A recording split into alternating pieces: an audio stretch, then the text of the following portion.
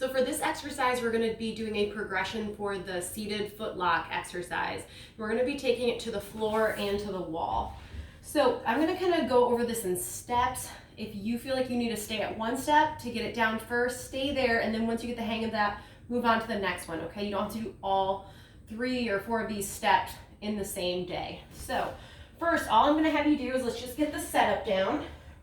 All right, we're gonna have our foot straight on the wall. I don't want those toes turned out, so try to get those toes straight on the wall. Our knees just gonna be slightly bent, and our back, hips, and shoulders are resting on the ground, okay? I want you to be really relaxed up on your top half here to really make sure that our lower half muscles are doing the work. So first, I just want you to practice that foot lock that we did in the seated position, where you're feeling the ball of the big toe, you're going to push through it, and at the very top, you should feel that little rotation occurring at the foot and the shin, okay? As that's happening, my knee is not rolling out, it is not rolling in, it's staying straight, and it's just that rotation occurring through the foot and shin, okay? Just do a few of those. Make sure you can feel that in this laying down position, because we're gonna make it a little harder, and so we don't wanna have to have all of our focus just on that. So once you have that down, we're going to stay in this position, and this time before we raise up, we're going to try to get our calf and hamstring set.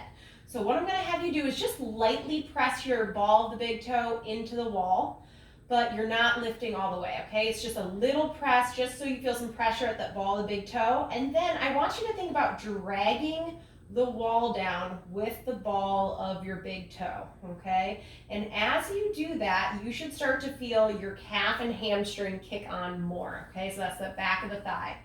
Hold for about 6 seconds and then relax, and just do a couple of those where you're lightly pressing, and then at the same time you're trying to scrape the paint off the wall with the ball of your big toe.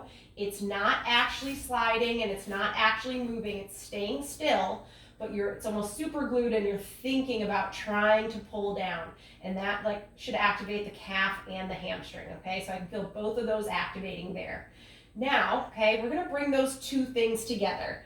So what I'm gonna have you do first is just lightly press into the wall, pull the wall down so you feel that hamstring and calf engage, and then I want you to maintain that pulling and slowly raise into that kind of heel lock position and back down, okay? Once again, light little press, pull that wall down, feel that calf and hamstring engage, and then go ahead and feel that foot lock position, all right? The whole time the pressure's through the ball of the big toe, or mainly through the ball of the big toe. The other, let's say 60% is ball of the big toe, the other 40% is kind of spread out between the other smaller metatarsals, okay? And just get the hang of that. This one shouldn't be super taxing. We're just trying to get the muscles activating and get your brain to feel the foot lock, all right?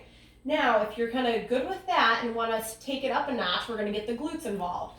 Now with this, I do like to get a little bit closer to the wall. It's just going to allow your glutes to kick on a little bit better. And I like to pull this other leg back.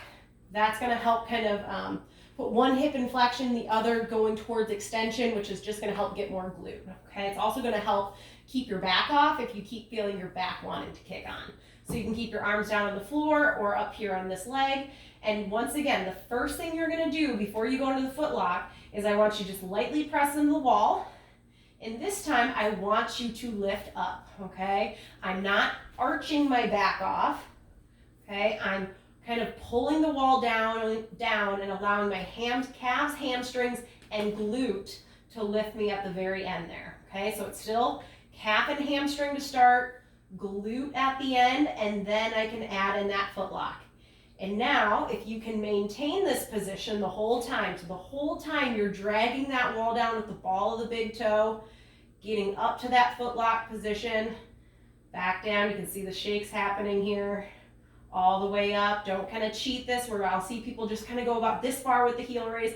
I want that foot lock where you're going all the way through that big toe, pulling that wall down, feeling the glute and the hamstring, okay? I like to make sure we're getting glute and hamstring going first, because in walking and in running, those should be extending, and the very last thing that should be happening is that foot should be pushing you off. So we're trying to replicate this with gait.